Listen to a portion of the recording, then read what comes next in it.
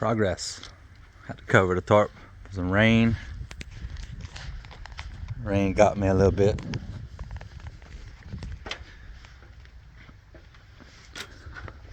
Front wall sheeted.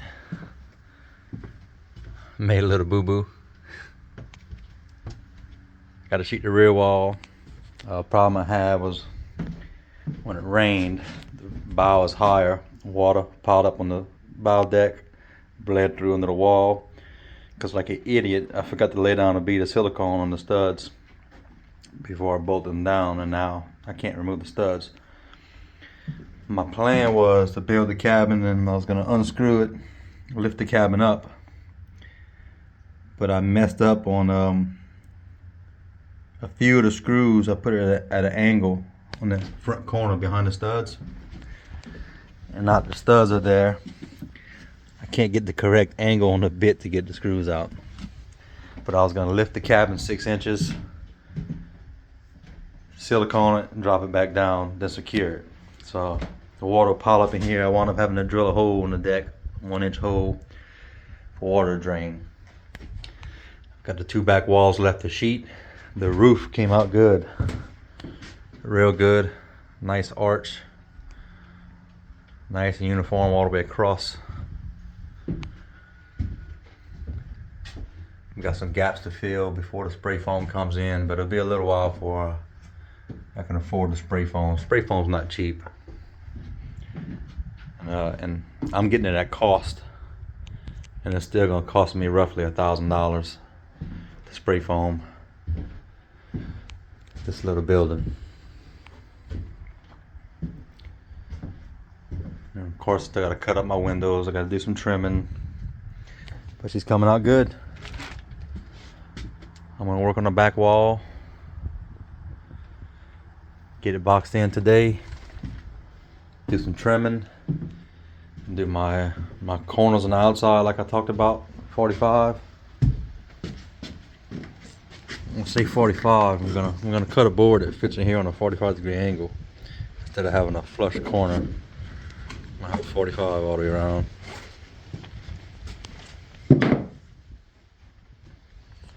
So I guess today's goal, I got to remove the battery box, sheet this back wall. I got to trim on the edges of my roof. A little bit of trimming all the way down both sides. And I want it to be sanding today and putting canvas on tomorrow, but tomorrow to get more rain. And I think by Thursday or Friday we have more rain coming, so I don't think I'll be laying canvas this week. But she's doing nice. My whole cabin structure is about 700 to 800 pounds. It's not bad. The math on the barrels, before I started the cabin, I could hold 2,300 more pounds to get down to a 12-inch draft. I was at a 7-inch draft with just the hull, console, motor, battery, and me. So I think I'm doing good on weight. There was concerns about it being top heavy. The bottom structure, the hull, weighs about 1,500 pounds. So if I can keep my cabin below 1,500 pounds, I should be fine. I have a lot of buoyancy, and my barrels are spread out. I'm almost a full 8-foot width. I don't think I'm gonna have any concerns. And if it winds up top heavy, which I don't think it will, but if it does, I have 2 options. I can remove the middle row of barrels underneath me and put 2 more rows of barrels. I've got just enough room. It's gonna be tight, and that's not something I'm looking forward to. I'll have to add a whole nother row of barrels. It's gonna increase my buoyancy. It's also going to create more drag, which means slower speed, and then the little 9.8 will definitely not be enough horsepower. That's what I'm thinking about running through my head, preparing for it. And the next option, if it doesn't float enough, I'm gonna cut this thing apart, and I'm gonna search for a 8 by 20 foot trailer to put this on, and this is gonna become a camper. It's definitely gonna get used. It's either that or I'll cut all my screws, remove what I can, cut the rest, and pull the whole cabin off, and I'll find something to put it on. But I mean, I don't think it's gonna come to that, but I am prepared to do what I have to do to make use of the structure. I believe the cabin so far, I believe got about $600 or $700 invested in the cabin. You know, that's not including the price of the foam. But you know, once I put the foam, it becomes a big investment, and then it's gonna get used. But yeah, thanks for tuning in. Just wanted to give a little update. Things have been slow the past two days. Yesterday it was rain all day. I didn't get nothing accomplished besides drilling a hole in the floor, draining water. Today I plan on closing in the rear, remove the battery box. I was gonna remove the console because for the spray foam, for the applicator to come in and do his job, that console's in the way. But I think before I bring in spray foam, I'm gonna temporarily put the windows. I'm gonna add some more weight in here, and we'll go do a test launch and ride, see what she does. You know, because I'm impatient. I still got work to do to my barrels on the bottom. I didn't even touch my barrels yet, other than a quick pressure wash. But I think I'm gonna leave it the way it is for now. Take care of the cabin. I at least want to get the canvas on the outside, get the outside waterproofed, get the walls boxed in, put the windows in. Once the outside's waterproofed, then if finances are available, I'll go ahead and get a spray foam at that point and just finish the interior. If finance is not available, I may just be riding around with no insulation and no interior walls until I can afford the spray foam. Either way, I'm going to enjoy it with a cabin, without a cabin. It's a very enjoyable boat. It's actually one of my favorite boats I've ever owned, and I've owned a lot of boats, plenty of boats. You know, growing up on a bayou, that's your life, boats. You know, you always dream of owning a houseboat, and this is small, but really it's all I need. Most of the time I'm by myself on my rides. Sometimes the wife comes with me, sometimes my son comes with me. This will be able to accommodate 3 people.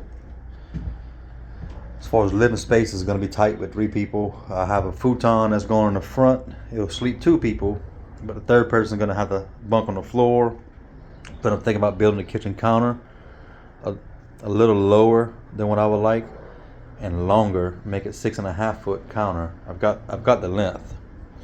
Make it 6.5 foot to where I have the option to where the kitchen counter could become a bed. I have to make a cover for the sink, or I can buy a $200 RV sink that folds down with a lid to where the kitchen counter could become a bunk. Undecided on that route because most of the time it's gonna be 1 person here, sometimes 2. But I would like to have the option to accommodate a 3rd person. I guess that's all for now. I'll make another video later. I mean, I don't think I need to make a video when I box the rear wall in. It's gonna look the same except for wall boxed in.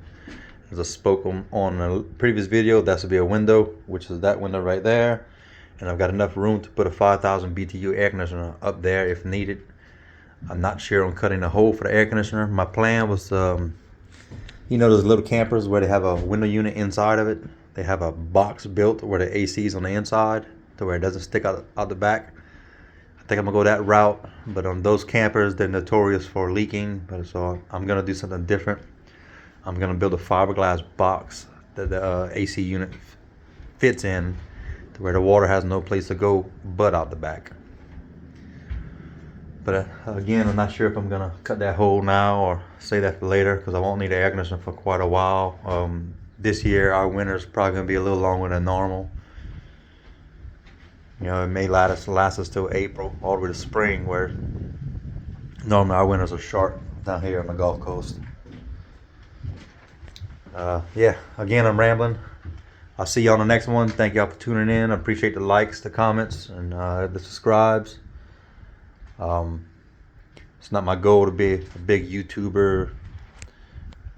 It's just something I like doing, to sharing knowledge and information that I have, which I'm not the smartest man out there. You know, I'm not a professional carpenter, but I get a lot of positive comments about my work, and I would like to continue doing that whenever I can. I do get some negative comments, but not too often. You know, mostly concerns of people telling me it's too heavy, it's gonna flip over, and it may. I mean, we're not gonna know until we get there. But I have seen plenty builds on regular pontoon boats where people add just an extra pontoon, 19-inch diameter, three 19-inch diameter pontoons, and they have a house this size and similar construction on top of it, and they're fine.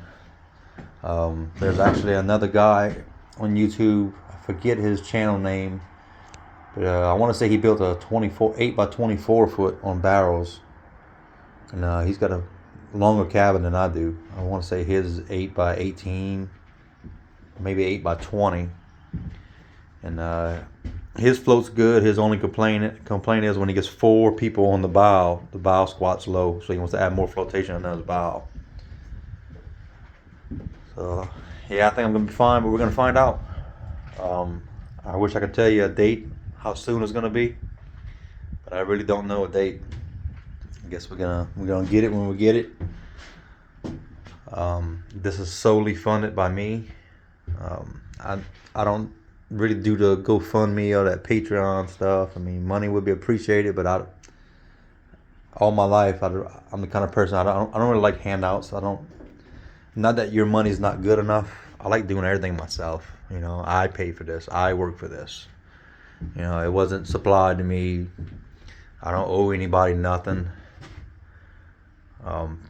Plenty of times I get offered for someone to come do some work for free, or pay me later, or just help me out later. I mean, I'm the kind of person I'm gonna help you out later regardless. I don't want to do it because I owe you. I don't like being tied down to obligation. With all that said, I am a very helpful guy. I go out of my way all the time to help people. Most times I get nothing in return. It's just the way I grew up. Help your neighbors out. You know, like in today's society. See, my video's dragging on to something that was never supposed to be about, you know, but people are entitled these days. They expect something without really working for it. And I'm not like that. I don't expect something for free or for little effort. It's not often I get a lucky break to where I get something really good for nothing. I mean, I did luck out with those windows. You know, that's stuff people don't throw away. Had they been brand new windows, you think someone would have hooked me up with it? No. Camper windows are very expensive. Anything for a camper is expensive. Anyway, I'm rambling. See y'all on the next one. Thank y'all.